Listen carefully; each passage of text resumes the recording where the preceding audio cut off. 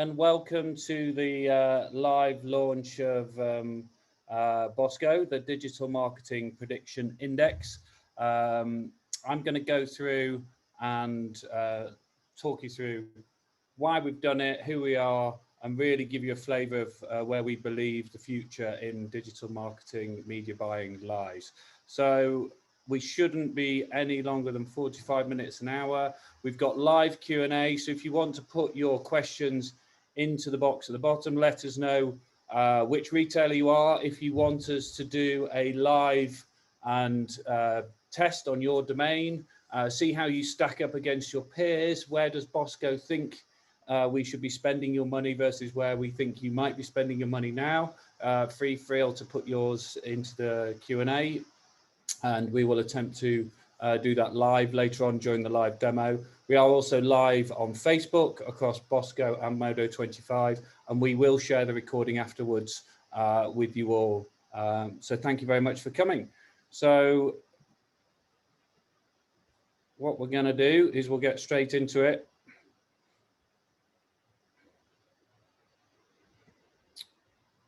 And we're going to talk through who are Modo25 and why we invented BOSCO. But fundamentally, BOSCO helps retailers make more money from their digital marketing. That's the only reason BOSCO exists, and it's designed to help you make better decisions. So we'll run through who are Modo25. We will talk through why we built BOSCO and why we think it's going to really help all retailers out there. And excitedly, I'm really pleased that we're going to be introducing Dr. James, and he's going to talk through how we did it. So I've had the pleasure of working with James for several years now, and I was really pleased when he agreed to join Modo25 to help me build BOSCO, and he's been fundamental in the thinking behind it. So we'll show you how it works, we'll tell you why we built it, and then we will go into a live demo and actually show you the platform working. And if you want, stick your URL in the chat below, and we can test out your domain. So all we need is your URL, your monthly sort of budget, and your average order value, and BOSCO will do the rest. We will then also talk through later what we believe, what we're going to create next. So BOSCO will ask a lot of questions. It will also answer a lot of questions, but it will probably raise even more questions.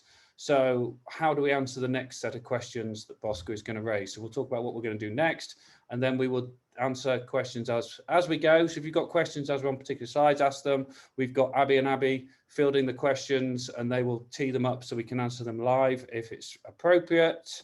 But I suppose let's just take a step back. So I set up Modo25 last sort of 15 months ago, and we've got we named the company after a young girl in Africa who lives in an orphanage called One More Child. And when what our plan is as a business is we're going to do fundraising activities to raise money for One More Child, but we're also going to donate some of our profits. So I'm heavily involved in helping run this charity, and it gave me a lot of pleasure when we were trying to come up with a name for the software. We decided to name the software after the gentleman who runs the charity in Uganda, and his name is BOSCO. So BOSCO provides the direction and the insight for Modo and all the kids at One More Child. So we felt it fitting that we call the software BOSCO after the inspiration at One More Child. So we're so much more than just a software as a service and digital marketing in-housing business. Our purpose is to encourage and realize the potential for our team, our clients, and as we've just said, those less fortunate than us. And we believe the best way to do that is by giving people the right tools. So one of the tools we want to give our clients is BOSCO. So we're a global business based in Leeds, head office in Leeds. I'm actually coming to you live now from one of our clients. So big shout out and thank you to Sigma Sports who've let me use their office in Oakham. So thank you to Ian and the Sigma Sports team. I know they're on and listening. And just in terms of Modo25, we do 4 core things. We do agency services, traditional agency services, but only for businesses who are looking to in-house in the future. So that's really important. Our whole belief is that the future of digital marketing is empowering you to do it in-house with the right tools and giving you the right knowledge to take control of the opportunity. And really where we're spending a lot of our focus is in the technology. So focusing on how we can give you technology to make better decisions. So why did we decide to build BOSCO? So I've had this idea for a while that if I'm deciding where to spend my money, it's very difficult to work out which channel should I put it in. And as a senior decision maker in a business these days, James questions me on this because he said there is never too much data because he's a data scientist. But I think it's understanding which bit of data is actually the important data to help me make better decisions. And as a board level person in a retailer, I think it's very hard to understand, well, what lever do we pull? Which bit of data is going to really move the needle? Do I need more traffic? Do I need to improve my average order value? Is it about my conversion rate? Am I actually investing in the right channel? So there isn't really one metric. How do I know if I'm doing well compared to my peers? How can I have a metric that I can obsess about? So what we try to do is take all that data and sort of really distill that down to give everybody a simple metric to help them make better decisions. And this is no secret. There's a huge, everybody says retail is struggling on the high street, which obviously with the recent current situation it is, but also retail has been hard online. Even it's the cost of advertising now is just going up and up and up. And the winners in that are the advertising platforms, so the Googles and the Facebooks. So where else can we advertise? And I'm just going to run through some theories on this, because I think what we want to do is help retailers have a view of the horizon to work out which channel should they invest in. So Amazon, now you'll have heard lots of different stats and probably read lots of different stats around this. Amazon now equates for, they say 47% of product searches and product purchases online. So if you don't have an Amazon plan, you're missing out on potentially 47% of the market. And I think this is growing, and Amazon have been very clever in it's just easier and convenient. And now I don't think, when I did a test the other week, I don't think Amazon's always the cheapest anymore. It's just the most convenient and the easiest. And the number of Amazon parcels that are turning up to everybody's houses at the moment is just growing and growing and growing. So I'm not necessarily advocating you have to go and advertise on Amazon, but what we're going to talk about and what hopefully BOSCO will help you work out is, should you advertise on Amazon? And if so, how much should you invest? So that's something you need to think about. You need an Amazon plan. 2/3 of ad spend will be online by 2020. This was a stat we pulled off in March. I think this is probably more now. And what's scary, however, though, if there's nearly 50% of the people are on Amazon, but 75% plus of the money is being spent on Facebook and Google. And Google are just encouraging more and more people to keep spending on Google.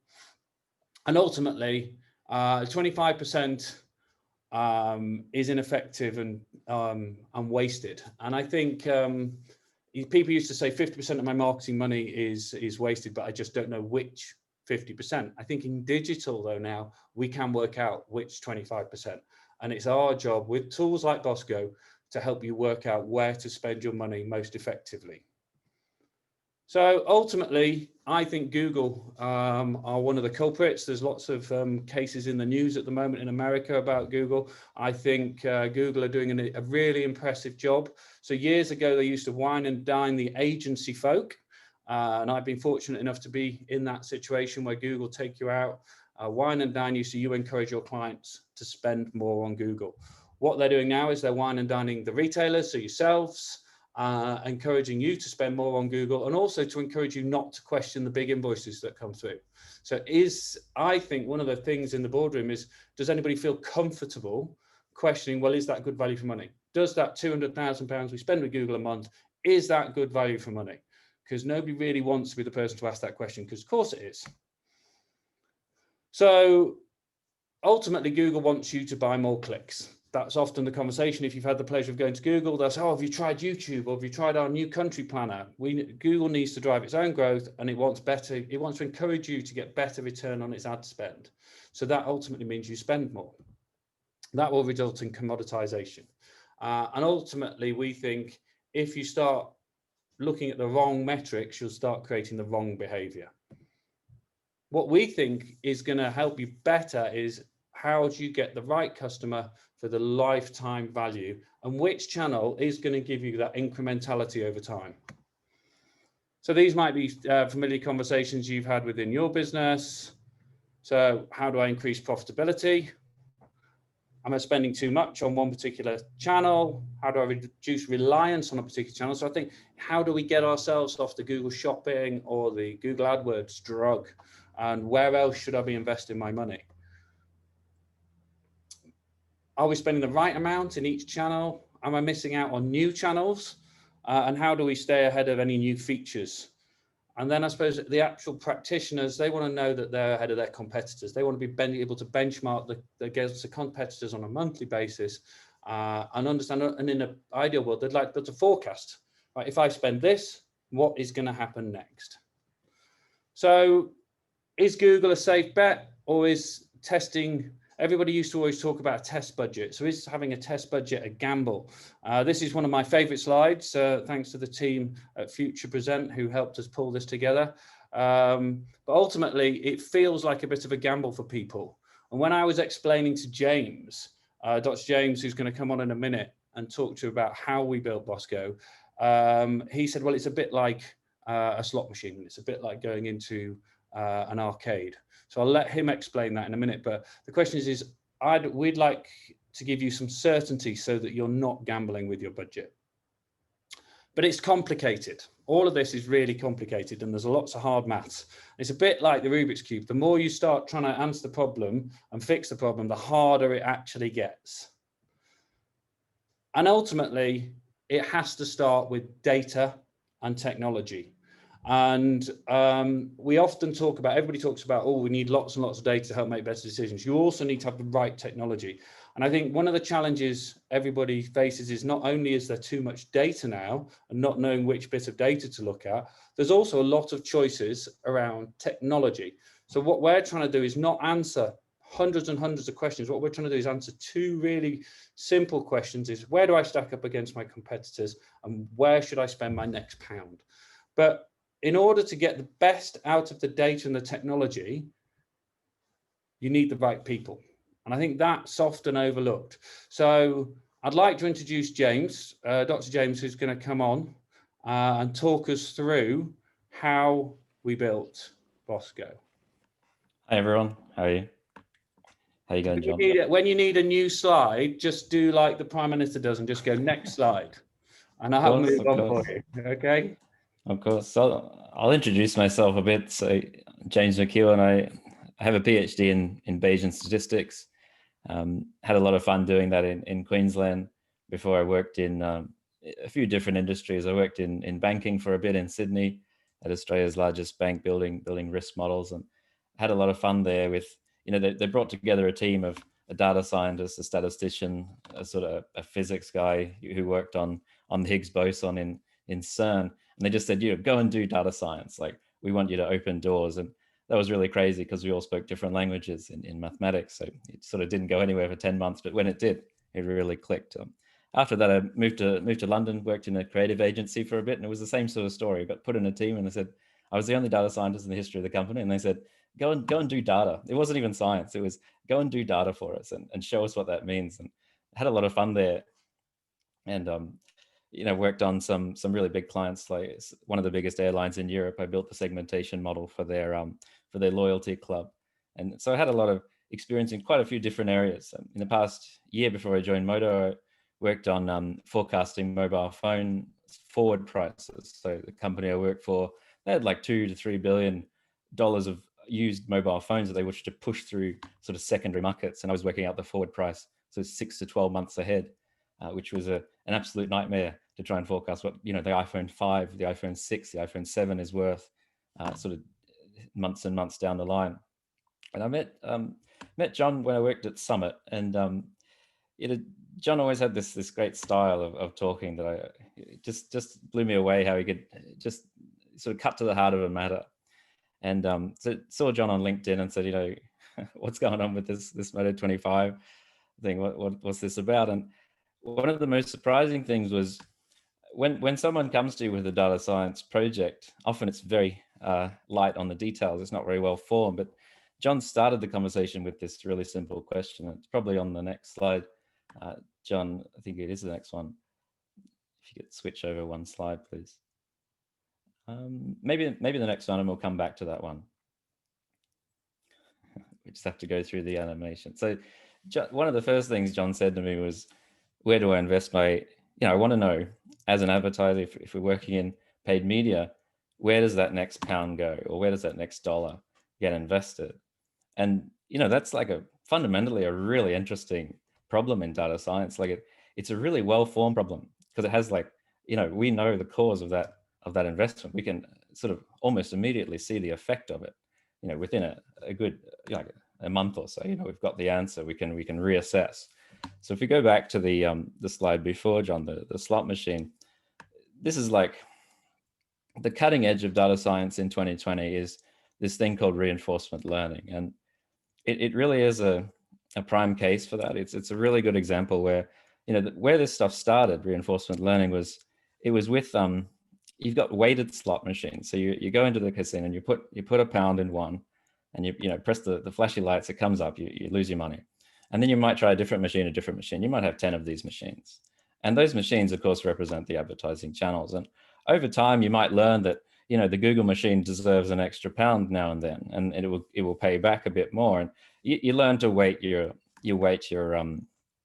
actions. And that sort of process is exactly defined by this hot new area of data science called reinforcement learning. And it's that, whereas this is it's pretty rare to get a problem that you're really, really interested in, you really want to work on as a data scientist. Like, I really love forecasting and data and all the rest of it, but this is where we want to be working in 2020 and beyond. So it's a fascinating problem. It touches all the latest research. So it's not an easy problem by any means, but it's one worth spending your time on, I think. So maybe we could jump 2 slides now. And so I guess I'll talk a little bit about BOSCO before I jump into these principles, because it'll be a bit abstract. So BOSCO takes a couple of inputs. It takes a domain, and we ask a few other things, like what do you optimize against? Like, what's your goal? What's your budget? What's your average order value, and your category? And we'll go through that later in the demo. But one of the challenges we set for ourselves was trying to ask a minimum amount of the user or the client, and say, once we have this, can we actually do it? Can we get an estimate of how we think you should split your budget amongst the different channels? And where we're going to get the data? All of these things were real challenges that we grappled against for the last sort of 9 months or more. And it's really fundamentally built on these four principles. And just to go back a little bit more about what's going on in the background. Once we know the domain and your category, and from that we go and collect data from our data partners, and we work out a list of competitors. So we have a good idea of what market you're operating in, and the machine learning comes into it to map on a predicted portfolio of keywords. And that's sort of key to getting this thing off the ground in the initial stage. And using that, we then make inferences that come on further, which brings me to principle 1 here at the top left. So it's the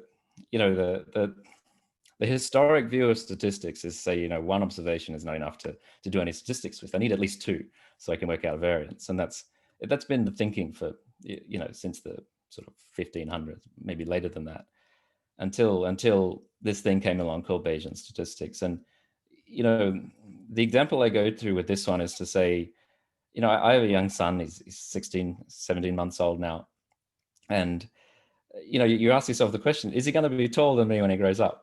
And, that's like an easy question to ask. It's obviously something you can work out statistically, but I don't have any observations of that. That's far into the future. And obviously it's not that important, it's just out of interest. But I don't have any, the only observation I have is like how tall he is now, really. And, I have some in the past, and so some growth rates and things like that. But when he was born, I had exactly 1 observation. And what would I use to work it out? Like I could say, like, if you have a think now, what goes into working out how tall someone's going to be? You could say, well, what's their ethnicity? How tall's the father? How tall's the mother? All of these things go into it. So often what we're finding now in problems with statistics, it's this thing called prior knowledge that you can bring to it. And there's a lot that goes on in the back of BOSCO where we bring the prior knowledge, we bring the expert knowledge. And, the team that John's put together has had a lot of input into some of the settings and things that go into working out what the variances on these predictions should be and come out the other side. So that's really fundamental to the way this thing's working on the back end. And it feeds quite closely into the principle too. So BOSCO is built on quite a few data sources in the back end where we pull in lots and lots of keyword data, lots and lots of average CPCs, lots and lots of volumes and things like that, shopping data, things like this is coming into the back end. And we've got to combine that all across channel. We've got to work out some sort of attribution model to make this thing, actually make sense. But the thing is, that data from different sources, we don't necessarily trust what we're getting from these places. Like, we have some faith, but it only stretches so far, and you need to reinforce that as time goes on and we add things and we add more sources. It can turn out that one thing can validate another. And the example I go back to with this is it's a fascinating example I saw on the equivalent of the BBC. So if you don't know, I'm in Melbourne. It is dark outside. I don't know if you can see out the window, but the equivalent of the BBC in Australia is called the ABC, and they had a documentary about the maths of chance, and I can send a link. It's worth watching. And they talk about, one of the estimates they talk about is how heavy is Uluru, the big rock in the middle of Australia. It's something like 130 meters long, and I don't know how tall it is. It's reasonably tall. I haven't actually seen it in person, but it's quite tall. And they say, how heavy is it? And it's something that before this documentary aired, it's something that no geologists had ever gone and weighed it. There was no reason to do that. And it turns out, so what they did on the show was they asked around 1,000, it might have been 1,000 or 10,000. I can't remember. I'm out by a factor of 10, which is never a good sign. But I think it was around 10,000 people. They went around and asked, how heavy do you think the rock is? And these are people with no background in geology, no concept of it. And the crazy thing was that they found, after they got the estimates, and you have to ask people individually, they can't feed in and say, you can't get a bias estimate. If I were to say how heavy it is or how heavy I thought it was, that's going to bias every single result that here's my estimate. So it has to be independent, the way people say it.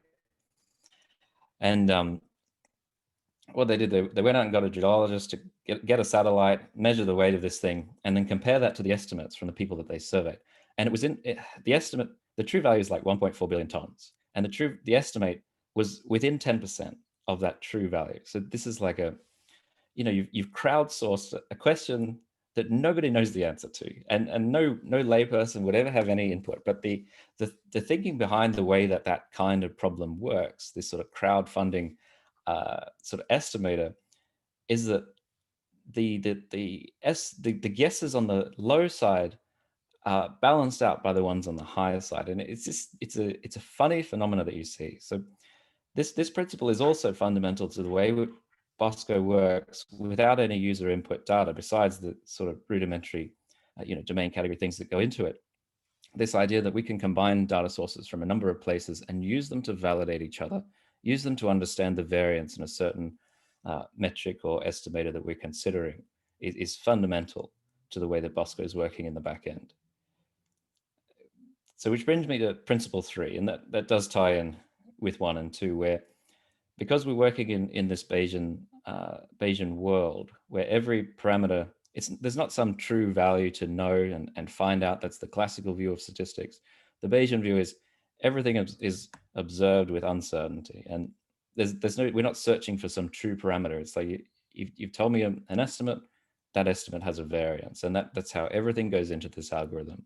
So I don't have an off-topic example for this. So the things that make this thing work, like the click-through rates, the conversion rates, the impression shares, the organic shares, all of these things are not point estimates in the algorithm. Everything is observed with error, and we apply sort of distributions and statistical models to it to make it sort of, to put it in to give us estimators of value, really. And the fourth one is less about the forecasting and more about the optimization side of it.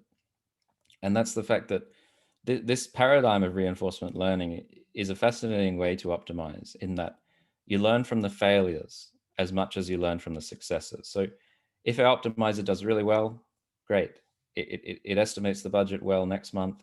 It splits the budget correctly, great. if it's out by a certain amount next month, then the next month it fits, it will build from that knowledge, and it will learn through time. So as time goes on, it's about simulating and understanding the scenario or the state that the current, the world is currently in e-commerce, and what sort of seasonality is going on in the background. And then if the forecast is slightly off, then we move on. Then the reinforcement algorithm sort of works like that. So yeah, next slide is good now, John. Thanks. So if you're interested in stuff, like I know not everyone on the call might be more interested in the data science side of it. These are sort of fundamental texts. So if you're interested in learning more about data science and getting into what kinds of things would go into the BOSCO algorithm, these are sort of 3 core texts that I would definitely recommend people to look at and think, these are the ideas that sort of birth BOSCO in its current form. So I'd probably leave it there for that part. Thanks, James. Do you want to stay on your camera? Because we're gonna do like a Laurel and Hardy double team on the demo. So I suppose the message there, when I was talking about you need to have the right data, you need to have the right technology, and you need to have the right people. Hopefully, it's clear that James knows what he's doing. So we're not trying to just guess at this. We genuinely believe that this is going to change the way you think about how you measure your digital marketing performance. And I want to show you this now. So we're going to go and do a live demo. And we have had a couple of people asking the Q&A. The team have run some of those. This software, when I first started out on this, I wanted to create BOSCO to answer the question for anybody in any sector who spent money online. And we actually set off down that road, but it got pretty difficult pretty quickly. And then we said, well, maybe we just focus on retail because the data is available and we've got more access to better data. So it is specific for retail. So if you sell a product that gets shipped and you spend a reasonable amount of money on Google Ads, it will work for you. If, however, it doesn't work for you, there is a form there. We can then run a specific report for your business using the same concept, the same algorithm, but it'd be done with James and the team rather than automatically in the background. So there was one question from somebody, and we've run those domains, one from Dignity Funerals, and we can help you, and we will, and we'll send you a bespoke report, but we can't do you live now. So thanks, Mark, for the question. But we have got a few other questions where I think we can run them live, and one of them is, I'm not sure I've got enough tabs open there. Can you guys see my screen still, James? I can see BOSCO index 1, plan 2, predict 3. Oh, right. Okay. Hang on. Let me just, I was sharing PowerPoint now. Let me just share the whole screen. Right. So we should be able to see it now. Can you see, James? Yeah, that's the browser. Perfect. So let's just go in here. So BOSCO, this is the marketing site. You can go through, have a look, see the features. I'm very aware we've got a lot of our colleagues in the industry on, so we've got a lot of agencies, and we do have a partner model for agencies who look after retailers, and we can provide white label versions of BOSCO, help you with your reporting. But if you're a retailer, you can come in here, put in your domain. So let's say we're B&Q, and you want to analyze your results. And if, let's say, we spend, I don't know exactly how much B&Q spend, but let's say it's £100 and their average, let's say it's 125,000 a month on paid, and their average order value is 150, and they would be in the DIY category. The interesting thing here is this is per category. Again, when we first started, we thought, well, can we come up with something that just does it on a domain level? And I think that's really difficult if you're a John Lewis or if you're a House of Fraser or an ASOS or a Boohoo, because you compete with different people in different categories. And when we go into the demo in a minute, I'm going to ask James some questions about, well, why is my BOSCO score different in different ways? And this is the BOSCO score for you against your peers in that category. So finding the right category is really important. And if, again, you can't find your category, just click on the website here and we'll do you a custom report. So we're going to go for maximum revenue, and then we're going to click, and it's going to go away and search. It's going to validate your domain. Whilst it's doing that, in the background, it's sucking in who we believe are the most likely people that you compete with online. So it's going to suck in your competitors from the various data partners that we have, and then it's going to start working out, well, what's the pool of keywords, and how are we in those keywords, where do we stack up, and how do we compete against those? And we're looking at this both from a paid search, shopping, and then also a marketplace point of view, and also organic. So this is a combined number and score to enable you to benchmark yourself against your peers. So I'm just holding my breath to see if that works. I thought live software demo is bound to go wrong. So anyway, good news is it worked. So DIY, so B&Q in the DIY sector, they've scored 691 out of 1,000. That puts them top of the tree against Wix, Screwfix, and Homebase. However, it's not all good news for B&Q. But there's huge opportunity, we would say. If we were to split the budget in the way James's algorithm and the BOSCO index would suggest, is we think that there's an additional 35,000 of revenue available on a monthly basis with exactly the same budget. And one of the questions that kept coming up during testing was, well, what's the maximum I could spend? So a feature we're going to be launching next week is that exact maximum budget question, and how much could we spend? What would I get back from that against different targets? But in here, you could go, well, actually, you could change your target. So I want to get a target ROAS, and I want a 400. And then you could just recalculate that. And that will go away, do the calculation again, and give you a separate split within there. And the other thing, a question a lot of retailers ask and ask agencies, and we used to get asked a lot, both Search Laboratory and Summit when I was there, was, I've got some additional budget, where should I invest that? So we built a scenario planner, so you can say, right, well, I want maximum sales, I have an additional £10,000. I don't necessarily want to go into Google Shopping with that or Google Ads, but where should I spend that? And what it will do, it will calculate where should you invest that and how you should split that across and what the actual sales available. Or you could say... The important thing to bring up there is this is on top of the original budget that was put in, the 125,000. So this is spending just an extra 10K, that 135,000 total now. But you can have a different goal. So, you know, you might want to drive traffic with that 10K. You might want to, you know, shift stock from the warehouse, as we had with that example. And you can put it into channels as you like. So it's that, you know, playing with that extra money on top.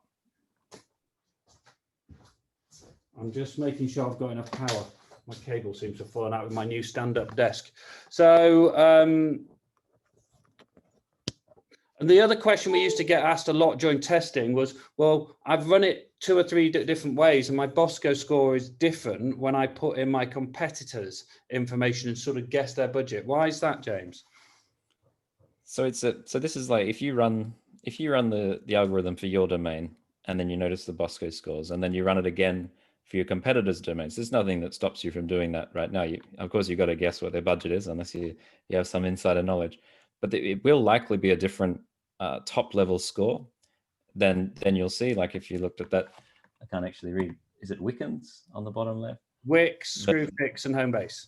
So Wix on the bottom left. If you ran that again for Wix, you probably get a different top level BOSCO score, which is not unexpected because they'll operate with different products set to you. So we do make an attempt to map the size of your product set versus your competitors.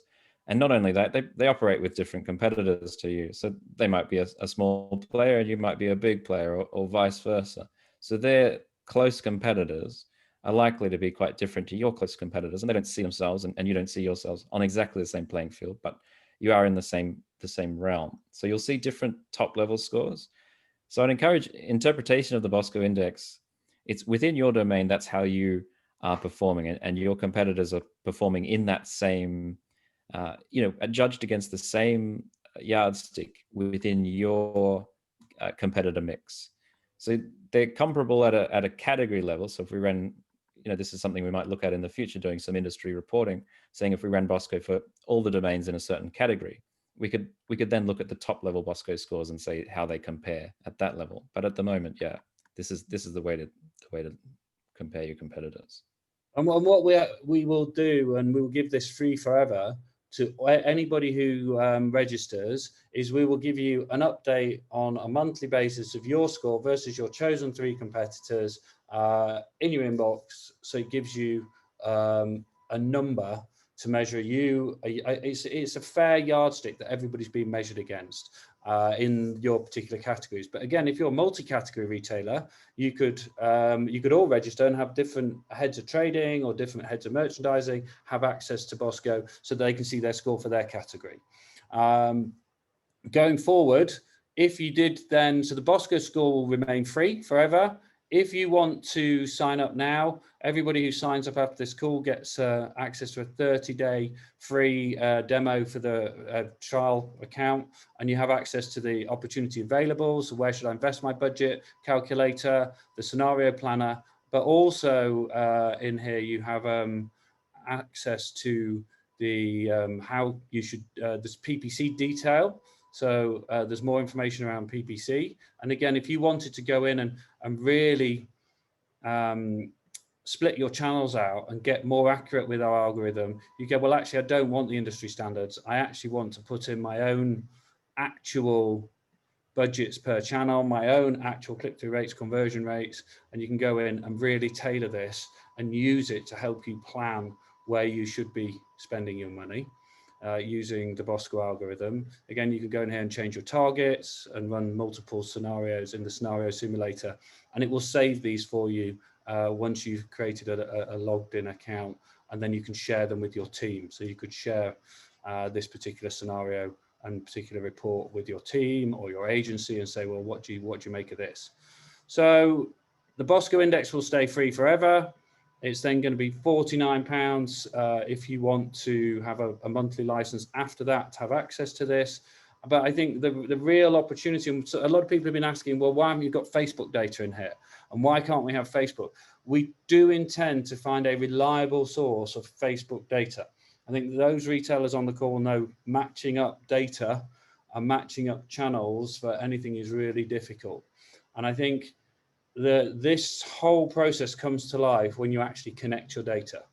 So I suppose how different would this be, James, if a client connected their data? Well, it's an interesting thing. I was having a conversation the other day with our lead data scientist at Modo25, and he was like, he said, if we've got a client who comes in and says, I want to connect my Google Ads to BOSCO and just see what it can do in terms of estimates, how is that going to improve the BOSCO score or the estimate of the BOSCO score for my competitors? And it's a good question, but it's something that's absolutely possible with the algorithm and the way that it works. Because if you submit one of your channels, you'll get more precise results in every part of BOSCO the more data you give to it. So this algorithm, it lives on data. If you put in one channel, we'll know what the keywords are. And if we have that keyword portfolio, that takes away the mapping, the machine learning that went into to build out the custom keyword portfolio. Of course, we combine it with what we already have and build out a secondary secondary portfolio based on your domain. But it also gives us information on your click-through rates, your conversion rates, and the history behind those and how they evolve and the seasonality that goes into those.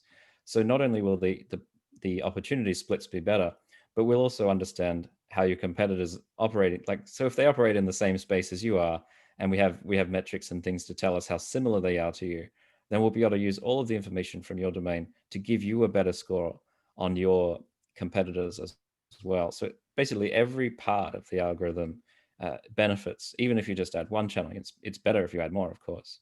And so another thing to mention that's important is we don't share data across domains. Like if it's your domain and your data, and then your competitor signs up, we're not about to share that information across. It's whatever we can get from you that you're given from your domain, and we don't share that across. I think it's not that ethical to bridge that gap without, express permission and things like that. So we're not in the business of, playing with that sort of murky data. It's more about giving you the best insight we possibly can. Yeah. So, and again, the future of all of this as we evolve will be to add more and more channels of available data. So we've already found an available data source that we're testing now that we think we can trust for affiliates. So I think affiliates is a massively underutilized channel, but again, people don't necessarily want to dip their toe in the water. They think it's just discount codes, or they think it's just money off, but actually there's so much more we can do within affiliates. But well, how would I model that out? And how would I go to my FD and say, well, I want some money to spend in affiliates? And they're going to go, well, how much are we going to get back? And you go, well, I don't know until we try. And we need a test budget. And hopefully this will eliminate that element of having to risk it with a test budget and gamble with your budget. So yeah, so you can look in the pay. We also can see within here the organic, because again, this is a combined score of organic and paid. To our knowledge, there isn't another sort of metric that runs across all domains that gives that. So again, it gives you some top ideas of where there's opportunity. Again, we run, and this links into the Google Lighthouse, so you can see your site speed. And this just pulls in so much data from so many different systems into one place to help you measure your performance. So that's the BOSCO index. I'm going to go back to the deck and just talk about, because I'm conscious we want to finish on time. We want to let you get on with your day and wherever you are in the world. And we're going to go back to the deck. And hopefully it will, oh, James is gone. Actually, he's done. So thank you, James. I might get you back on for some questions. No, you don't. I'm still here, but I just thought I'd give the deck the focus. Okay, I might jump, if we get some questions live, we'll pull you back in. But to summarize, BOSCO is designed to give you an index. So it's designed to give you a number so you can benchmark against your peers, and also so something so you can see what progress looks like. It enables you to plan where you should be spending your money across multiple marketing channels. And then it enables you to predict if you have additional budget. And the real power of BOSCO comes when we connect to your data and we give you the ability to run the BOSCO algorithm against your data to predict where should we be investing and provide you with an accurate forecast. And again, you can then check back on that against the confidence intervals of BOSCO so you can see how it did. So we thought, and one thing we're going to start doing is we're not going to become a Forrester or a Mintel. That's certainly not the plan. But what BOSCO unlocks is a huge wealth of data across multiple domains in multiple countries in different categories. So I just thought, to give you a flavor of what's available in that data, I thought I'd run through some scenarios. And again, if anybody wants a particular report on an industry or wants to run multiple domains through BOSCO and don't want to sit there doing it, send us the domains. We can run those in a batch process. And we're going to start producing league tables and reports. So this was when I was... So these are all, in some way, shape or form, I've worked with all these clients over time, and I was fascinated. Like everybody reveres ASOS as a good digital marketing business, and according to the BOSCO index, they're the winner in women. I think this was a women's clothing category we did here. So ASOS, it pulled them Boohoo, Pretty Little Thing, and New Look, and the average score for that sector there was 689. Then you compare that with, we've just done the B&Q one, compare them to Wix, Homebase and Screwfix, and you can see, and it's no real surprise to me as a digital marketer that the fashion guys are outperforming the DIY guys. But I suppose the interesting question is, what can DIY learn from fashion? And what insight and what can we delve into? So what Modo 25 can then help with as a practitioner is they can go and say, well, why is ASOS better than B&Q? And why is Pretty Little Thing better than Homebase? What are they doing differently? And we're going to surface that content and share that over time. We then thought we'd dig in a little bit more into women's clothing. So we did, and we went across even more domains. So you can see them there, and that got an average of 598. So you can see, I know we have people on from Very and Next. So there's your individual scores. And again, we can run some bespoke reports for you if you want, or you can just go on to askbosco.io, and it's all live, and you can go and test for yourself. We then had a look at beauty. And beauty, one of the fastest growing sectors online, particularly amongst the influencers and social media. So again, beauty got a very high score there. I thought it would be important to bring up cycling, as we are stood in Sigma Sports office in Oakham. So if you do need a nice bike, make sure you go onto sigmasports.com. But it does look like, unfortunately, Ian, we have a bit of work to do to take on Wiggle and some of the bigger mass market retailers rather than the high-end specialists that you are. So again, it gives us a number to measure ourselves against. And again, appliances, AO.com are very much held up as a leader in the market, and the BOSCO index actually does have them as a leader in the market there for appliances. So how would you compare that?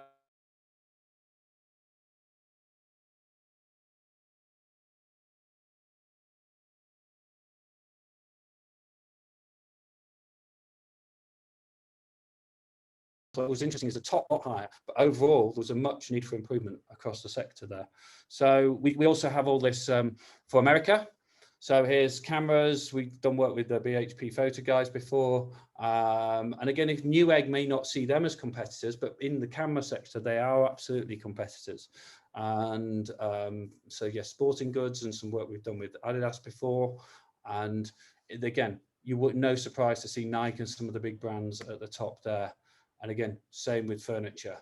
Wayfair globally, one of the biggest online furniture retailers, and you'd expect them to be. But what can we learn from them and apply it to our business? So I actually thought here, this is probably about right. This bit I was surprised with. I've always been known in public to say we Brits are better at digital marketing than the Americans, but not according to BOSCO. We're pretty close, and what I think this deserves is more research. So we're going to be producing lots and lots of different tables, reports, white papers over time to give everybody different insight into how this all works, and I suppose where the opportunities lie. So BOSCO is now live. You can go and check your domain at askbosco.io. And so, but the big thing is, what about trading dashboards? How do I use this information to inform myself to make better decisions? So, and part of all of this is we've come up with our own attribution modeling and built this into our BOSCO Connect dashboard for retail. So if you do want to connect your data to BOSCO, that would include a session of onboarding with our data science team. That would include several sessions around how we build different attribution models for you. And then ongoing, you would have a live dashboard within your environment, but also within that, you would have the ability to do the scenario planning using the BOSCO algorithm. So you'd have a line on here which would say, right, this is the forecast, this is where we think we're going to go next week based on the current spends, but actually there's an opportunity here, or there's an opportunity there. You should spend some more money here. So that's where we're going next, and we're working with our existing client base to build this out right now. So, but we wanted to launch the BOSCO Index now so people can start benchmarking themselves against their peers. So we do have a specific program for partners, and I know we've got several agencies and people in our peer here. I've just got on online now, and we will, if you want to follow up, just get in touch via the website and we can arrange a specific partner session. We could build you a specific BOSCO index for all your clients. We could produce content to help with your clients. We could split out different budgets. So hopefully that helps you speed up reporting, helps you speed up forecasting, and everything around that. And again, there is a white label opportunity available as well. So we do have one question, some questions coming in. I'm just going to make sure I've got the right. Let me just see if we get the chat up. I've just stopped sharing my screen, and then I can see the different questions. I can read a few to start, John. Yeah, go for it. Yeah, you, can you see that one about subdomains? No. Right. Okay. There's one we've got in is how would BOSCO handle a subdomain? and he's run it on a subdomain, and he thinks it applies some of the logic to the main domain versus the subdomain. So I don't know if we've discussed that in testing before. That would be a fair bet. I would have to look into it a bit further and try that exact case. So, but yeah, it can handle subdomain, can't it? There's no reason why it can't, as long as we put in the right There's category. no reason why it shouldn't. We haven't extensively tested that though. Yeah. Yes, it's do you want to, should we do a live one? Let's do it live. Let's answer the question live. This is risky. Let's do it. Let me share my screen again. So let's go. So the question was about BT shops at shop.bt. So let's go do this. Can you see my screen, James? Yeah, it's on the browser. Okay, cool. So I'll make up the budget so we don't put James in any so we don't put Duncan in any awkward positions, but let's 80,000, not 800,000. And I'd say appliances, or is there electronics? Electronics, probably. Let's see what it comes back with. So it will depend on whether our data partners recognize that domain, where we're getting organic insights, where we're getting keyword insights. Are you preparing us for a fail? Well, I'm not sure exactly. We'll see. It's the joy of a live demo. Yeah. So, but yeah, it should. I think the point is I think shop.bt is a recognized entity. So hopefully we have the data, and it will then pull back the scores for us. I'm quite nervous now. Yeah, there we go. That looks about right. Although I wouldn't necessarily, maybe we've got some old data, because I know Maplin, that might be running on old data, but eBuyer and Currys would certainly be. I don't know if that's what you would expect. And arguably it's saying here, Duncan, that you're doing pretty well in terms of a score, but there's opportunities if you wanted to split your budget out differently. So, and we can share that with you as well. So hopefully that answered that question. There's a few questions about getting an insufficient data thing coming back when you put in a domain. It might be a smaller domain. You want to run how that works then and explain why that might happen? It can happen if there's a few reasons why it might be triggered, particularly in this version, because we're relying on that domain input to get a bunch of information about competitors, a bunch of information about your organic setup, and the keyword portfolios that we build out. So if at the moment, if one of those fails, the whole thing will fail. So it's worth getting in touch and just, I guess through the website, put in the form, put in the feedback, and just send us your domain, and I can run a custom report and see what I can get. There's no promises, of course. I am sort of limited by what the data can give us, but I can give you a more accurate picture of why that's happening in your case, and maybe give us some advice on where we can go next with it. Yeah, and as a rule of thumb, we've been saying if people are spending sort of 5 to 10 grand, north of 5 to 10 grand a month, we should, on media, we should have enough data from our partners to be able to give you some accurate predictions. And as we learn more, and as we do more with this, our BOSCO index and our machine learning will just get better as well. So it will get better and better over time for individual categories as we put more data. And it might be the case of just connecting your data. Like go straight ahead, and if we have access to your live data, that makes it so much easier in terms of giving that precise estimate. Yeah, and I suppose if it's a low volume, high value sale, so maybe you're a jeweler or luxury fashion, and you're not spending a fortune, is as soon as we take, so I suppose we're saying we're relying on the data partners for the data there. Well, actually, if we just rely on your data, then BOSCO will work.